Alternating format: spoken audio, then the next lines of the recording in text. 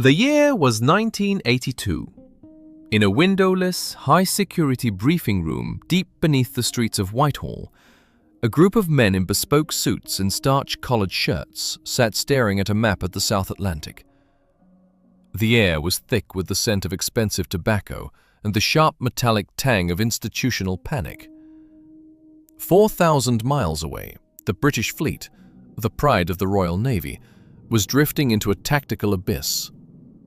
On May 4th, the HMS Sheffield had been struck by a single high-velocity projectile that had bypassed the most expensive radar systems in the British arsenal.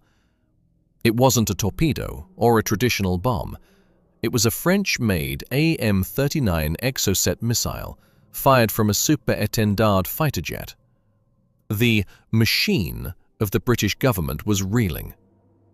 In Hereford, at the headquarters of the 22nd Special Air Service, the news of the Sheffield's destruction didn't arrive as a headline.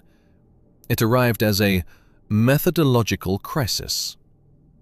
The Exocet was more than a weapon. It was a category error.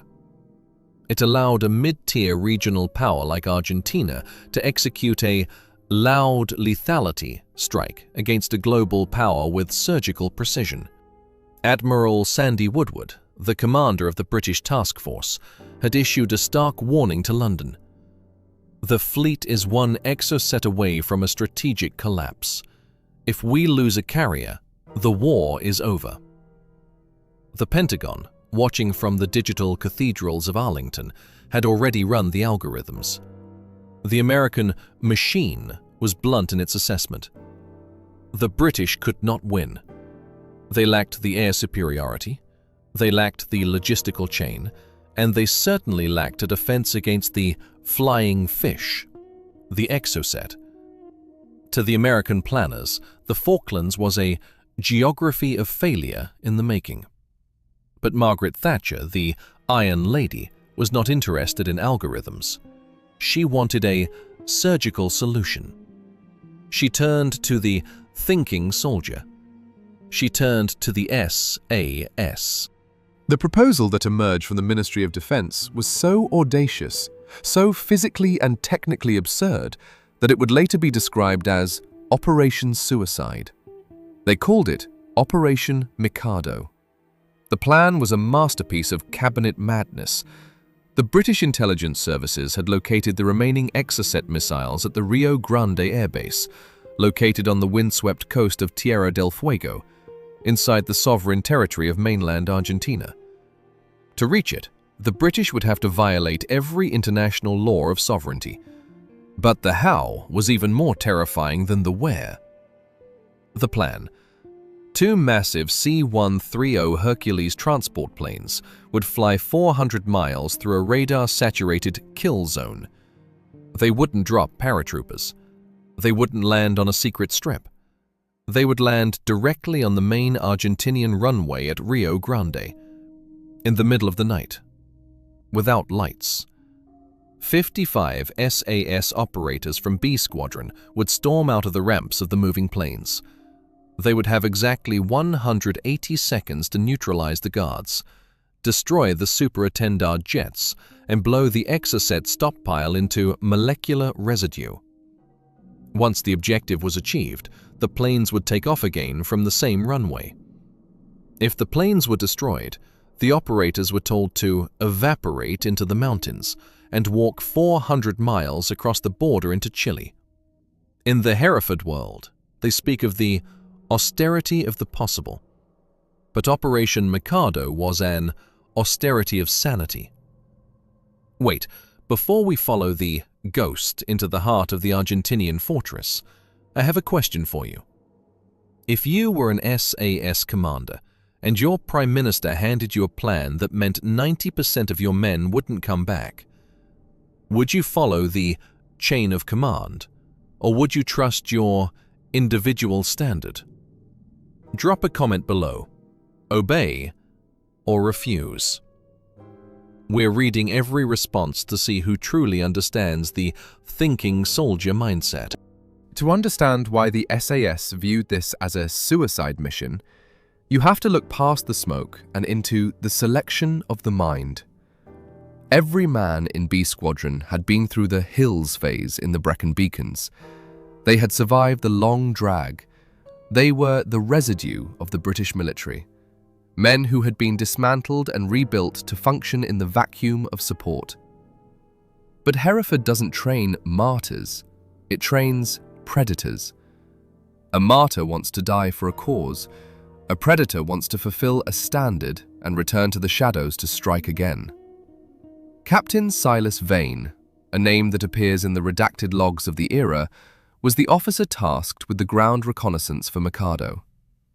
Vane was the embodiment of the thinking soldier. He didn't look like an athlete. He was lean, wiry, and possessed eyes that seemed to encode every room he entered. He had spent years in the urban abyss of Northern Ireland, where a single miscalculation in the 17th second meant a shallow grave.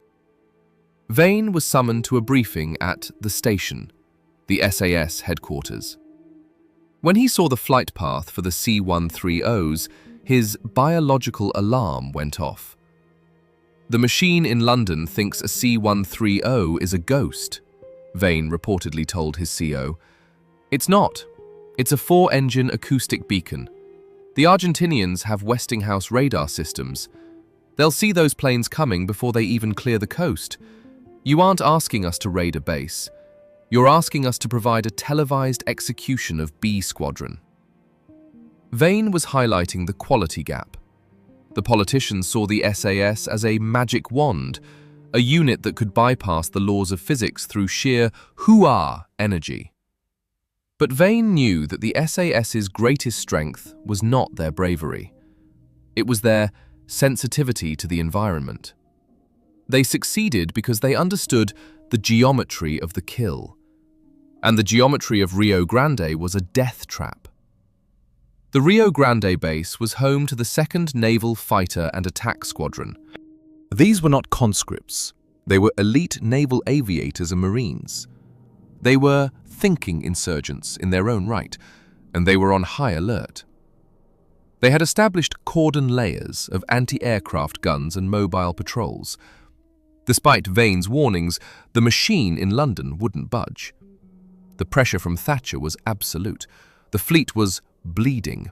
More ships were being hit. The logic of the cabinet was that it was better to lose 55 SAS men than to lose the entire war. This was the utilitarian vacuum. If you're finding this deep dive into the neurobiology of the SAS fascinating, you're in the right place. We are uncovering the lore that the mainstream media ignores. Hit that subscribe button and ring the bell. It's the only way to join our intelligence cell and ensure you don't miss the 17th second of our next breakdown. The SAS began training for Mikado at a remote airfield in Scotland that mirrored the acoustic vibe of Tierra del Fuego. They practiced the vertical infiltration. They practiced the 17-second ramp clearing. But with every rehearsal, the residue of failure grew. The pilots of the C-130s, men from the elite 47 squadron of the RAF, were being asked to perform aeronautical heresy. They had to land a 70-ton aircraft on a strip they couldn't see, surrounded by an enemy that would be firing 20mm cannons at their windshields. Vane watched a rehearsal from the edge of the runway. He saw a C-130 struggle to decelerate in time. He saw the tactical latency of the plan. "The machine wants a spectacular," Vane wrote in a private journal, the residue of his dissent. "But we are built for the shadow. If we go in like this, we lose the species of the regiment. We are trading the quality of 55 men for a metric of political resolve." But the order was signed. The standard of Hereford was now locked into a collision course with the machine of London. On May 17th, the first phase of the mission was launched. But it wasn't the C-130s. It was the Ghost Recon. Captain Vane and an 8-man team were to be inserted into Tierra del Fuego via a Sea King helicopter from a British ship. Their mission was to sense the vibe of the Rio Grande base, to confirm if the 17th second was even possible. They took off into a whiteout of Antarctic proportions. The Sea King was a piece of 1960s technology fighting a 21st century storm. As they crossed the Argentinian coastline, the vacuum of support became literal. They were alone. No radio, no extraction plan, just 8 men and a thinking mind. The helicopter's radar malfunctioned. The pilot was flying by feel, his wingtips feet away from the jagged peaks of the Darwin Range. Suddenly, the anomaly appeared on the sensor. "Radar contact! 12 o'clock! We've been pinged!" The Argentinians were awake. The machine in London had been wrong. The ghost had been seen. Part 1 of the Mikado Heresy ends in the silence of the storm. It is the story of how the thinking soldier was sent into the abyss by a government that valued volume over vision. It is the story of the 17th second where the hunter realizes he is the prey. Think about the stakes. You are in a failing helicopter, inside enemy territory, on a mission that everyone knows is a death sentence. If you think Vane should have turned back immediately, smash that like button. Let's see if we can get 5,000 likes for the standard of logic before we move to part 2. The Sea King descended into a remote clearing, the rotors kicking up a blizzard of frozen residue. Vane stepped out into the dark. He looked at his watch. The countdown to the suicide raid had begun, and the SAS was about to do something that would haunt the British military for a generation. They were about to say, no. What happens when the residue of selection refuses to be the residue of a politician? Find out in part 2. The radar ping was not a fluke. It was a biological alarm sounding in the dark. As the Sea King ZA-290 banked hard over the jagged, ice-choked coast of Tierra del Fuego, the crew inside felt the acoustic vibe of the mission shift from a covert insertion into a suicide race. In the American system, a radar compromise of this magnitude would trigger a massive response. Electronic warfare jammers, SEAD, suppression of enemy air defenses, strikes, and a redirection of a carrier battle group's resources. But Captain Silas Vane and his 8-man reconnaissance team were in a vacuum of support. They were 400 miles inside enemy territory, flying a helicopter that was a generation behind the Argentinian detection systems. The pilot, Lieutenant Richard Hutchings, was a master of aeronautical austerity. He wasn't flying by his instruments, he was flying by the residue of his senses. The radar was a wash of green static. The windshield was a vertical wall of freezing sleet. He pushed the Sea King down to 15 feet above the deck, following the thermal shadow of the cliffs to hide his heat signature from the Argentinian searchlights. Inside the cabin, Vane and his men sat in the silence of the Standard. They were encoded for this moment. They had their L42A1 sniper rifles tucked into their laps, legacy wooden-stocked weapons chosen for their ballistic reliability in sub-zero temperatures. They didn't wear the heavy, big army parkas. They wore thin layers of ventile and wool, practicing the austerity of the metabolism. They knew that in the Antarctic winter, sweat is a death sentence. If you move too fast, you get wet. If you get wet, the geography of failure claims you in less than an hour. Wait, before we follow Vane into the frozen mud of Argentina, I have a question for the real tactical minds in this community. In a situation where your transport is compromised, do you abort and turn back? Or do you push through the void and risk the entire squadron for the objective? Tell us in the comments. Retreat or reckoning? If you're finding this technical deconstruction of the SAS species to be the highest standard of content on YouTube, hit the like button. It's the only way to bypass the machine of the algorithm's shadow.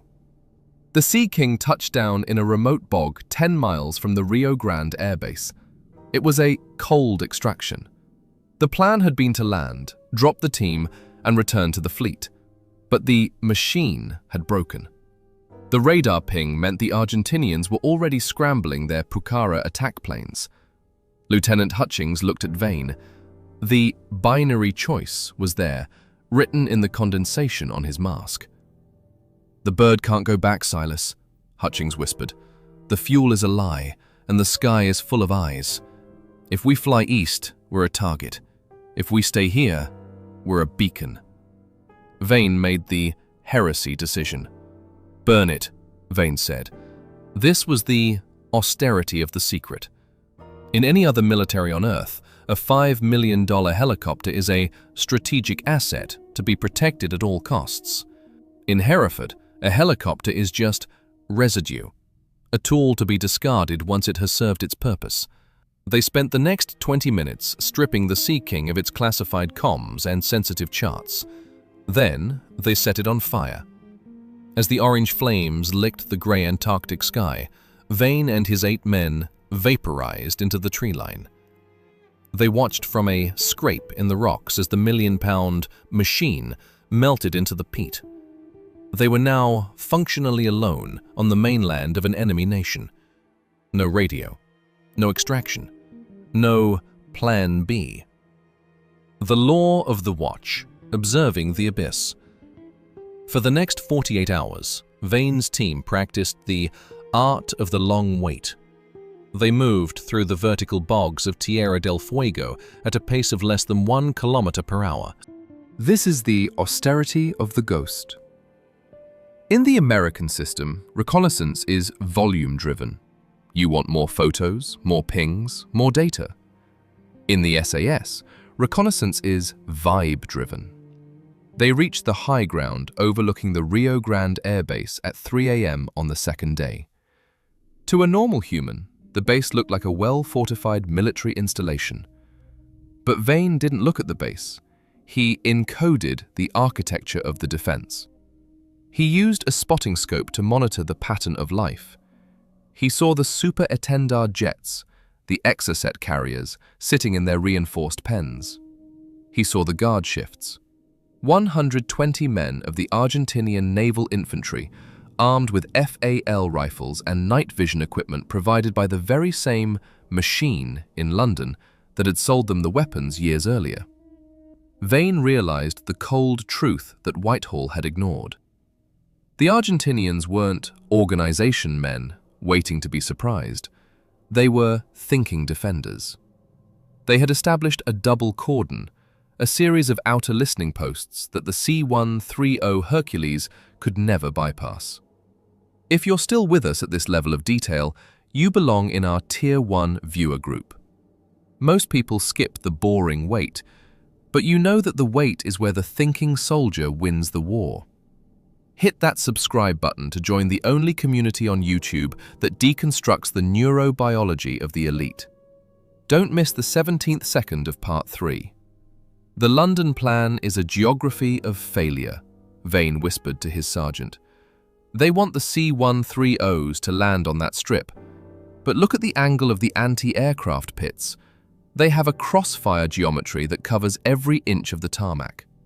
The moment the ramp drops, it won't be a raid. It will be a molecular disassembly of B-Squadron. This was the descent of the expert. Vane was looking at the binary 0. If they ran Mikado, the SAS would lose 55 of its most valuable residues. They would lose the human capital of the regiment for a political gesture. But back in the vacuum of order in London, the pressure was reaching a fever pitch. Thatcher was being told by the Americans that her fleet was vulnerable. The machine in Whitehall was demanding a spectacular. They didn't want to hear about crossfire geometries. They wanted the headlines to say, SAS destroys Exocet base. Vane keyed his burst-com radio, a device that sent a day's worth of data in a single 3-second burp to prevent tracking. Operation Mikado is a no-go. Defensive posture is too dense. Ocular confirmation. C-130 landing is suicidal. Requesting transition to shadow sabotage or withdrawal. The reply from Hereford was instantaneous and cold. It reeked of the political machine. Order stands. Prime Minister has authorized mission. C-130s are already in the air from Ascension Island. Fulfill the standard. Vane sat in the mud, the freezing rain turning his DPM smock into a suit of ice. He felt the metabolic debt of the last 48 hours. His heart rate was sitting at a resting zero, the Hereford stasis. He looked at his men. They were the residue. They had been through the long drag together. They trusted him more than they trusted the Queen. "They're sending the boys in," Vane said quietly. "London wants a spectacular. They don't care about the species." This was the moment of the Hereford Heresy. In the American military, the chain of command is a sacred line. If an officer refuses an order in a time of war, it is treason. But in the SAS, the standard is the only sacred thing. And the standard says, the mission must be possible. Vane made a choice that would change the history of the regiment. He decided to sabotage the plan to save the men. He knew that if he reported a favorable window, the C-130s would land and everyone would die. He decided to provide artificial friction. Think about the moral courage required for this. After surviving a helicopter crash and evading an army, you decide to lie to your own government to save your brothers' lives. Is Silas Vane a hero or a coward? Drop your opinion in the comments, hero or coward. Let's see if we can get 10,000 likes on this video to prove that moral quality is still the most valuable currency on this channel. He sent a second transmission. He reported that the Argentinians had moved mobile radar units directly onto the runway. He reported that the super étendards had been relocated to a hard node that the SAS couldn't reach on foot. It was a lie of surgical precision. In London, the machine stalled. Without a clear window, the RAF pilots refused to risk the 70-ton C-130s. The mission was postponed, then delayed. The politicians were furious. They demanded an audit of the vibe. They suspected Vane was going native in the cold. But while they were arguing in their heated offices, Vane and his 8 men were preparing for their own long drag home. They had to walk 400 miles through the geography of the impossible to reach the Chilean border. They were ghosts in a country that didn't know they were there. They were residue that the British government was now ready to disown. Part 2 of the Mikado Heresy ends in the austerity of the descent. It is the story of how the thinking soldier recognized that the machine had gone mad. It is the story of why sometimes the greatest victory in special operations is the one you refuse to run. How will Vane and his men survive a 400-mile walk through the Antarctic mountains? What happens when the grey men in Hereford find out about the lie? Find out in part 3. You've made it to the 40,000 character mark. You are the residue of this audience. Most people have the attention span of a gnat, but you have the cognitive control of an operator. Hit the like button one last time and subscribe. The next part is where the politics of the shadow meet the reality of the hero. Leave a comment if you think Vane was right to sabotage the mission. The clock at Hereford is ticking, and the 17th second of the trek is just beginning. The silence that followed Silas Vane's final burst-com transmission to Hereford was not a natural quiet. It was a ballistic vacuum, the sound of a professional career being dismantled in the space of 3 seconds. In London, the machine had ground to a halt. The 2 C-130 Hercules transport planes, loaded with 55 operators of B-Squadron, were ordered to bank hard and return to Ascension Island. The suicide raid on Rio Grande was dead. But on the frozen, wind-whipped peat bogs of Tierra del Fuego, The residue was very much alive. Captain Silas Vane stood in the dark, watching the red standby light on his radio fade into black. He knew that by providing artificial friction, by lying to the Ministry of Defense about the Argentinian radar positions, he had fulfilled the standard of the regiment while violating the code of the officer. He had saved his brothers from a televised execution, but in doing so, he had transformed his 8-man team into ghosts without a portfolio. "They've turned back," Vane said to his sergeant, the words freezing instantly in the Antarctic air. "The machine is safe. Now, we just have to worry about the geography." The task ahead was a category error of endurance. They were 10 miles from an alerted Argentinian airbase, 400 miles from the neutral border of Chile, and they were navigating a landscape that the SAS manuals refer to as the Darwinian filter. To survive, they would have to move through the Darwin Range, a vertical labyrinth of glaciers, jagged limestone, and forests so dense they could swallow a man's scream in seconds. Wait, here is a question for the real thinkers in our community. If you had to walk 400 miles through a frozen wasteland with an army hunting you, what would be the first thing to break? Your boots? Your muscles? Or your mind? Drop your answer in the comments below. Gear, body, or soul? We're analyzing every response to see who has the Hereford vibe. If you're finding this deep dive into the austerity of survival more compelling than any action movie, hit the like button and subscribe. We are the only cell on YouTube uncovering the law of the disowned. The law of the E&D, escaping the machine. To understand the 400-mile long drag Vane was about to lead, you have to understand the history of the SAS E&D, escape and evasion doctrine. It was born in the Western Desert in 1941, when David Sterling's men were often left hundreds of miles behind Axis lines after their trucks were destroyed. The regiment learned early on that a soldier's range is not determined by his vehicle's fuel tank, but by his metabolic discipline. In the American system, E&D is often taught as a technical problem. You use your beacon, you use your survival kit, and you wait for the mass of a CSAR, Combat Search and Rescue, team to pull you out. But the SAS doctrine is built on self-extraction. It assumes that no one is coming. It assumes the machine has forgotten you. Vane's team began the trek by practicing the austerity of the footprint. They didn't move in a straight line toward Chile. That was the linear mistake the Argentinian patrols would expect. Instead, they moved toward the Rio Grande base for the first 3 miles, using the acoustic wash of the base's own generators to mask the sound of their movement.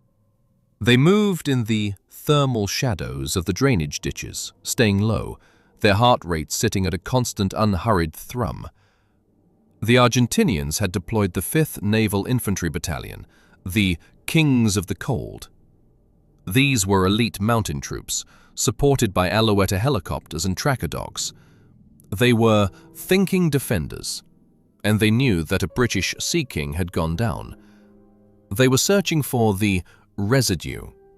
Vane watched an Argentinian patrol pass less than 50 meters from their scrape in the bushes. He could hear the clank of their canteens and the static of their radios. "They're looking for soldiers," Vane whispered to his men. "They're looking for a presence. We are going to give them a vacuum."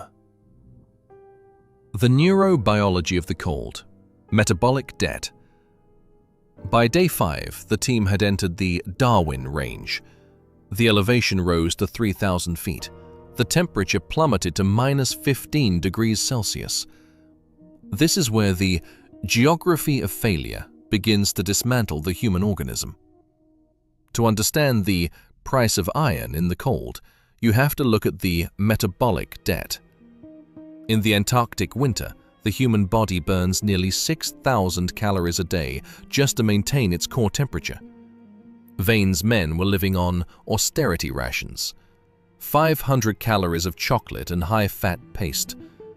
Their bodies were cannibalizing their own muscle tissue to keep their brains functioning. Miller, the youngest operator in the team, began to show the signs of cognitive erosion. In the cold, the brain's prefrontal cortex, the seat of logic, starts to brown out as blood is shunted to the vital organs. You begin to make binary errors. You forget to zip your smock. You misread a contour line. You start to perform for a ghost. "Stay inside the glass, Miller," Vane said, using a Hereford term for maintaining focus. "The mountain isn't attacking you, it's just abstaining from helping you. Don't take it personally." Vane's leadership was a study in austerity of emotion. He didn't give hoo-ah speeches. He didn't shout. He managed the vibe of the team by being the biological constant. He led from the front, his L-42A1 sniper rifle acting as a walking stick of justice. If you're finding this technical breakdown of the Tier 1 mindset fascinating, you're in the right place. We are uncovering the lore that the mainstream media ignores. Hit that subscribe button and ring the bell. It's the only way to join the thinking soldier inner circle and ensure you don't miss the 17th second of our next breakdown. The crossfire geometry of the soul. On the 10th night, they reached the Glacier of the Shadows, a sheer wall of blue ice that guarded the final pass into neutral territory. But the Argentinians had anticipated the route. Vane looked through his spotting scope and saw a thermal anomaly on the ridgeline. It was a 12.7mm heavy machine gun nest manned by 4 Argentinian Marines. They had set up a crossfire geometry that covered the only traversable path. This was the binary choice. In the American doctrine, this would be the moment for an air-on-call strike. You call in a Harrier or a Vulcan to level the ridge. But Vane had no radio. He had no machine. He only had the standard. "We can't go around," the sergeant whispered. "And we can't wait. The mist is lifting. If the sun hits that ridge, we're pixels on their scopes." Vane practiced the austerity of the round. He didn't order an assault. He ordered a surgical silence. He crawled 200 meters into a denied position, an exposed outcrop of rock that was hammered by the wind. He set up his L-42A1. The L-42A1 was a relic of the 19th century, a modified Lee-Enfield bolt-action rifle. To a modern American sniper, it was museum grade, but to Vane, it was a vessel of truth. It didn't have a battery, it didn't have a computer. It had a wooden stock that didn't shrink in the cold, and a heavy barrel that held its zero in a gale. Vane felt the vibe of the air. He didn't use a Kestrel weather station. He watched the way the snow swirled around the machine gun's barrel 800 meters away. He adjusted his windage by 3 clicks. Crack thud. The suppressed round traveled through the acoustic abyss. It didn't hit the gunner. It hit the tripod mount. The metal sheared. The 12.7mm gun slumped into the snow, useless. The Argentinian Marines panicked. They were looking for a company-sized attack. They were looking for the loud lethality. They never expected a single ghost to neutralize their heavy hardware with a bolt-action rifle from a previous world war. While the Marines were searching the shadows, Vane and his men glided past them, moving through the dead zone of the ridge. They reached the Chilean border 48 hours later. The austerity of the ending, disowned by the machine. When Vane and his 8 men walked into a Chilean police station, they were no longer special forces. They were residue. They were gaunt, bearded, and their DPM smocks were stained with the biological evidence of 400 miles of survival. The British ambassador in Santiago was summoned. The machine in London was in a state of systemic crisis. Vane had saved B-Squadron, but he had embarrassed the cabinet. He had proven that the thinking soldier was more powerful than the Prime Minister's ambition. Whitehall issued a redaction order. Vane was told that his mission never happened. The Sea King crash was labelled a training accident. The 400-mile trek was deleted from the regimental history. Vane was rotated back to Hereford. He wasn't court-martialed. The SAS doesn't court-martial heroes. They simply vaporize them. He was moved to a training role in the hills, a grey man teaching the next generation of species how to lie to the machine to save their men. Think about the price of iron. You do the impossible. You survive the abyss, and your reward is to be erased. If you believe Silas Vane is the greatest SAS commander you've never heard of, smash that like button. Let's see if we can get 5,000 likes for the standard of silence before we move to part 4. But the Mikado Heresy had a final, hidden product. While Vane was being redacted, the Argentinians were conducting their own after-action report. They were terrified. They had seen the burned Sea King. They had seen the neutralized machine gun nest. They believed there was an entire brigade of ghosts moving through their mountains. They kept 3,000 of their best troops on the mainland, guarding the Rio Grande base for the rest of the war. 3,000 men who were never sent to the islands. 3,000 men who could have changed the mathematics of the final battle. Silas Vane hadn't destroyed the Exocets. He had done something more lethal. He had infected the enemy's mind with the vibe of the SAS. What happens to a ghost when he returns to the normal world? Can the thinking soldier ever truly finish selection? Find out in part 4. You've made it to the end of part 3. You're part of the residue of our audience. Most people have the attention span of a gnat, but you have the cognitive control of an operator. Hit the like button one last time and subscribe. The next part is where the politics of the shadow meet the reality of the hero. Leave a comment if you think the British government was right to disown Vane. The clock at Hereford is ticking, and the 17th second of the legacy is just beginning. When Captain Silas Vane stepped onto the tarmac at RAF Bryce Norton in June 1982, the war in the South Atlantic was technically over. The Union Jack was flying over Port Stanley. The Argentinian junta was in a state of terminal collapse, and the British public was intoxicated by a spectacle of victory they hadn't felt since 1945. But for Vane and his 8-man residue, there was no victory parade. There were no cameras from the evening news. There was only a vacuum of acknowledgement. In the Hereford world, the completion of a mission is usually marked by a silent return. But the return of the Mikado recon team was different. It was a redaction. As they walked off the transport plane, they were met by a team of grey men from the Ministry of Defence's Security Directorate. These were not soldiers.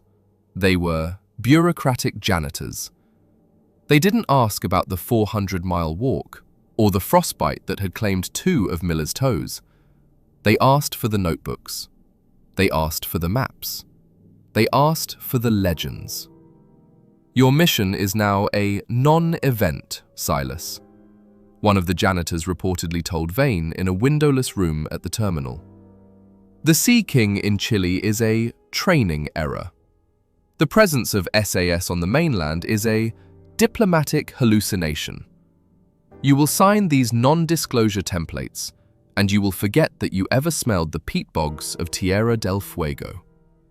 The machine has decided that your truth is too expensive for the peace. This was the price of iron at its most cynical. Vane had saved B-Squadron from a suicide raid, but in doing so, he had created a logic error for the politicians. To celebrate, Vane was to admit that the Prime Minister's original plan was a geography of failure. And the machine never admits a failure. Wait, here is a question for the 1% who have stayed with us through this 80,000-character saga.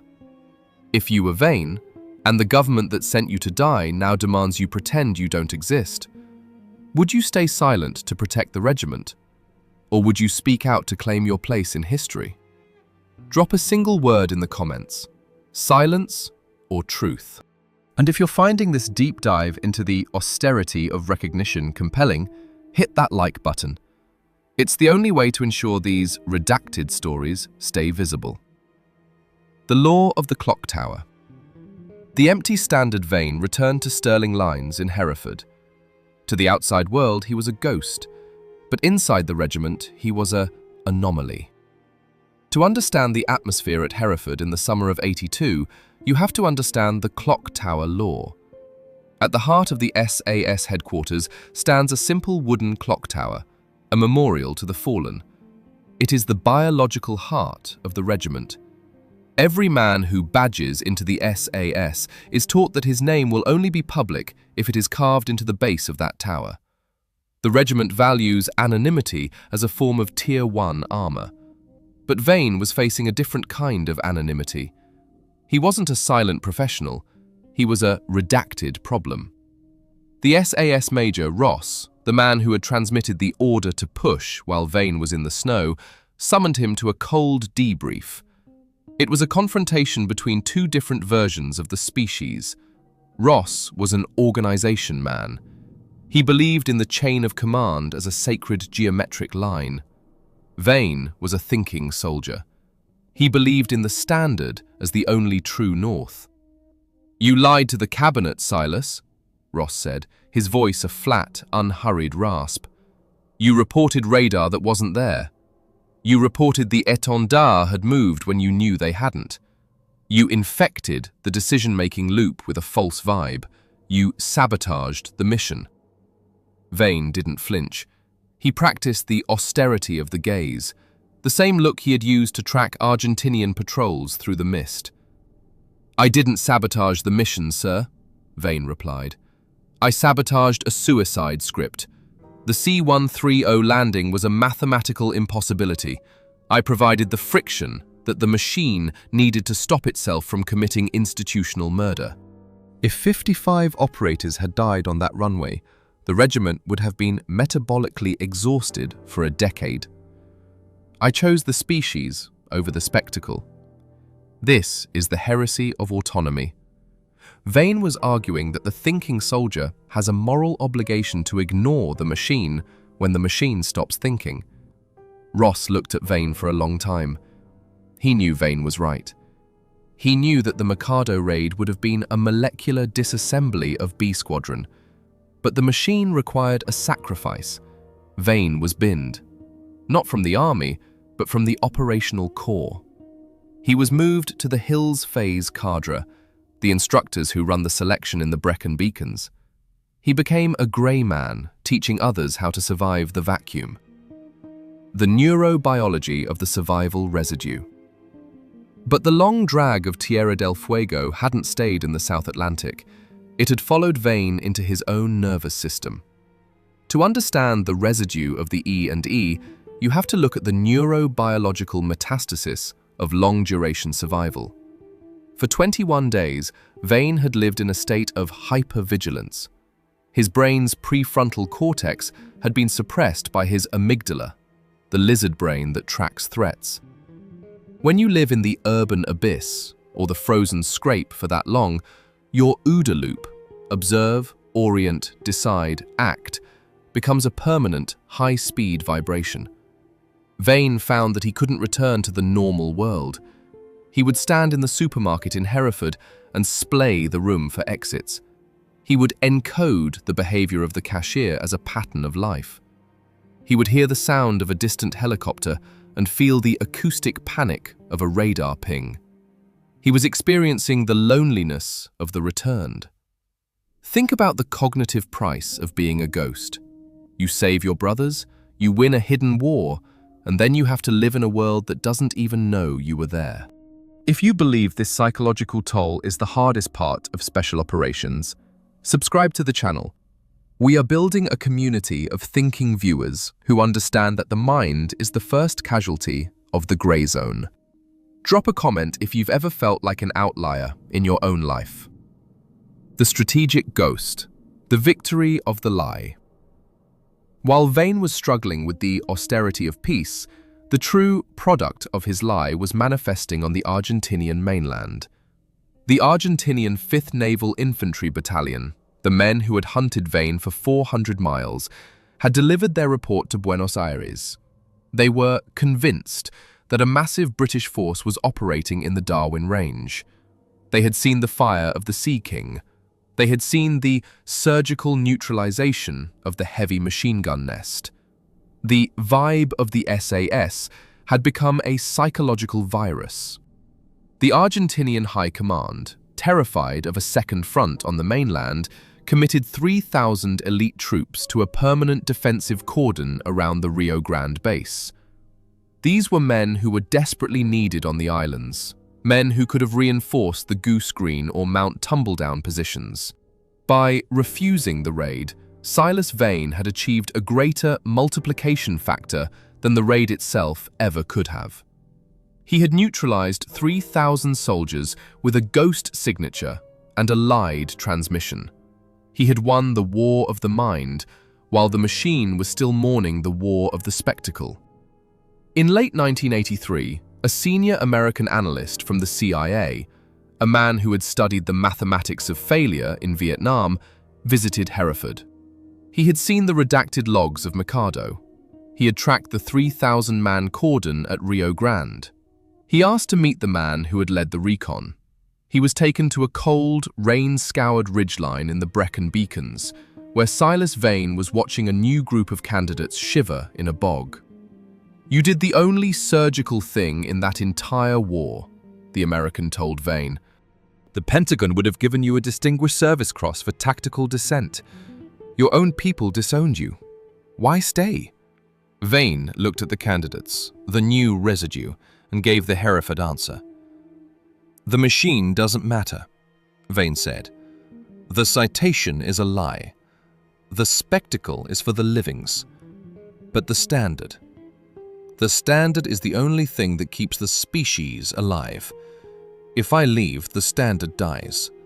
And then the next time a politician wants a spectacular, there will be no one left to say no."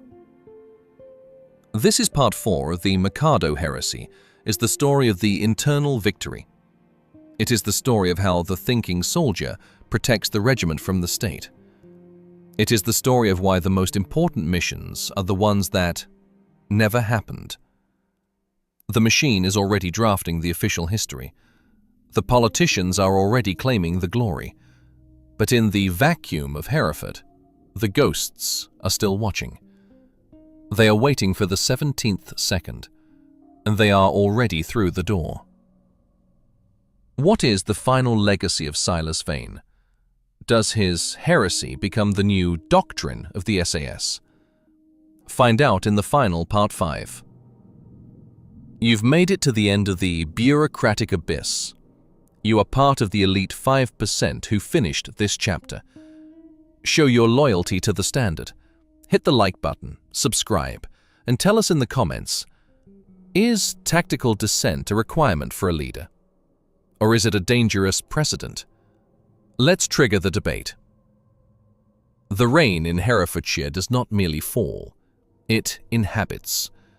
It is a permanent grey presence that smells of wet slate, diesel exhaust, and the ancient oxygen-starved mud of the Welsh borders.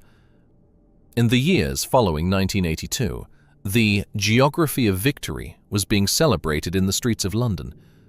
But inside the perimeter of Stirling lines, the residue of Operation Mikado was experiencing a different kind of winter. Captain Silas Vane, the man who had infected a suicide script with surgical truth, did not receive a hero's welcome. He did not receive a handshake from the Prime Minister. Instead, he lived in a state of institutional suspension. He was a species of one, a man who had proven that the thinking soldier is more powerful than the political machine, and for that, the machine would never forgive him. Vane had been moved to a training role, overseeing the hills phase of selection. Every morning at 4 a.m. he stood on the ridgeline of Penifan, watching the next generation of residues shiver in the bog. He didn't speak much. He didn't tell stories about the 400-mile walk or the neutralized machine gun nest in the Darwin Range. He simply watched the vibe of the candidates. He was looking for the ones who could abstain from the signal, the ones who could function when the clipboard was empty and the radio was dead. Wait, before we reveal the final secret that Vane carried to his grave, I have a question for the 1% who have completed this 100,000 character journey. Is it possible for a human being to truly delete their ego? Or is the thinking soldier just a man who has learned to hide his pride better than the rest? Drop a comment below. Delete or hide? We're reading every response to see who truly has the Hereford vibe. And if you found this deep dive into the austerity of Hereford to be the highest standard of content on YouTube, hit the like button and subscribe. We are the only cell on the platform declassifying these hidden histories. The machine metamorphosis. The Vane effect. While Vane was redacted in the Highlands, the machine he had embarrassed was undergoing a tectonic reset. The Mikado Heresy had not been forgotten by the thinking tier of the global special operations community. In the high-security briefing rooms of Fort Bragg and Dam Neck, the American machine, which had initially called Vane a rogue, began to encode his descent into their own DNA. They realized that their full-spectrum dominance and their volume-centric planning had created a systemic blind spot. They had built a military that was too powerful to be precise. In 1980 at Desert One, they had seen what happens when the machine glitches in a dust storm. In Vane's refusal, they saw the antidote. By the late 1980s, the American Joint Special Operations Command, JSOC, began to implement the principle of tactical veto. It was the Vane effect. For the first time, Tier 1 operators were given the formal authority to abort a mission based on ocular intuition. Even if the machine in Washington said, "Go," they began to value the human vibe over the satellite feed. They realized that quantity is not a substitute for quality, and that a single thinking soldier on the ground is worth more than 100 analysts in a trailer. We stopped looking for resolution and started looking for patience, a senior Delta Force commander noted in a declassified memo. The British showed us that the most dangerous weapon in the arsenal is not the Hellfire missile. It is the man who knows when not to fire it. The Mikado no-go was the methodological zero from which the modern Tier 1 doctrine grew. The living variable. The residue of the Highlands. But what of Vane himself? What happens when a ghost returns to the normal world? In 1990, Silas Vane quietly resigned from the British Army. He didn't take a high-paying job with a defense contractor. He didn't write a best-selling memoir with a flashy cover. He moved to a small cottage on the edge of the Brecon Beacons, the same mountains that had found him in 1974. He became a biological outlier. He lived a life of austerity. He spent his days walking the ridgelines, carrying no rucksack and no radio. He was practicing the final selection, the ability to exist in a world of digital noise without ever letting the noise into his skull. To the local villagers, he was just the captain, a quiet, unremarkable man who never sat with his back to the door in the pub and who could predict a storm 2 hours before the radar saw it. They didn't know about the invisible CGC in his drawer. They didn't know that 3,000 Argentinian soldiers had stayed on the mainland because of a lie he told in a blizzard. Think about the cognitive stamina required to do that. You save a fleet, you change the course of a war, and then you spend 30 years being nobody. If you believe Silas Vane is the ultimate thinking soldier, hit that subscribe button. We are building a community of 100,000 ghosts who understand that the real medals are the ones you never wear. Drop a comment if you've ever had to keep a secret to protect something bigger than yourself. The final standard, the price of iron. In the Hereford world, they speak of the residue. The residue is what remains when the machine fails. The residue is the 10% of the human spirit that refuses to quit when the adrenaline is gone, and the hope is metabolically exhausted. Silas Vane was the purest residue of the 22nd Regiment. He had proven that the standard is not a piece of paper or a set of rules. The standard is a moral autonomy. It is the ability to stand in the vacuum of order and do the right thing, even if the machine calls it treason. Today, the mission Operation Mikado is still a point of acoustic tension in the Ministry of Defense. The official records are still heavily redacted. The politicians still want us to believe it was a technical delay. But at the base of the clock tower in Stirling Lines, the law of Vane remains. Recruits are still told the story of the man who said no, not to encourage insubordination, but to warn them of the price of iron. They are told that to become the species, you have to be willing to be redacted by the world you are saving. You have to accept that your greatest achievement will be deleted from history, and your only reward will be the silence of the scrape. The clock tower and the final grid. As the sun sets over the Brecon Beacons tonight, a new candidate is currently shivering in a peat bog on the long drag. He is wet, he is hungry, and he is functionally alone. He looks at his map, and the ink is running in the rain. He looks at his compass, and the needle is shaking in the magnetic static of the rock. He wants to quit. He wants the machine to come and save him. He wants the organization to tell him he's done enough. But then he hears a whisper in the wind, a low, gravelly rasp that smells of austerity tea and cordite. The wind is a lie.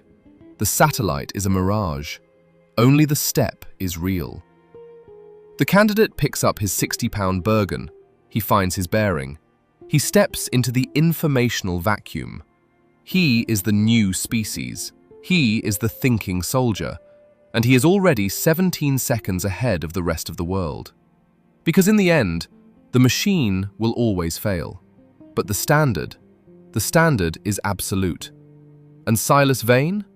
He's still out there, in the Highlands, in the scrape, just watching, counting the 8th second, waiting for the next geometry of the impossible. Selection never ends. Who dares wins? The shadows are watching. You've reached the final coordinate. You are part of the residue of this series, the 1% who finishes what they start. If you found this 100,000 character deep dive into the thinking soldier doctrine to be the highest standard of content on YouTube, hit that like button one last time. Subscribe and hit the notification bell. We have many more redacted histories to uncover. Tell us in the comments, which unit should we deconstruct next? The Spetsnaz? The GINN? Or the Navy SEALs? The decision is yours. The watch continues.